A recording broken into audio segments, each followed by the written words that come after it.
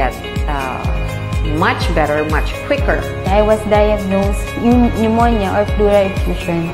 Then eventually, pag-take ko ng barley, sobrang effective talaga siya. Kasi 2 times a day lang ako nagtitake nun and it really helps talaga. Nung nasa abroad ako, akala ko menopause na ako. Buti na lang, nakilala ko yung product na pure organic barley.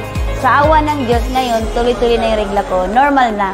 Na usually 3 to 5 days bago ako makapag-CR. Nung nag-take ako ng barley, within that day, 3 sachet lang, yun, nawala na yung constipation ko. Meron po akong PCOS for 10 years. So before po, irregular yung menstruation ko. And then, na-discover ko po itong barley. After 2 months taking barley continuously, naging regular po yung menstruation ko. Thanks to this amazing product. And after that po, itong last April 2019, na-discover po namin na clear na po yung PCOS ko.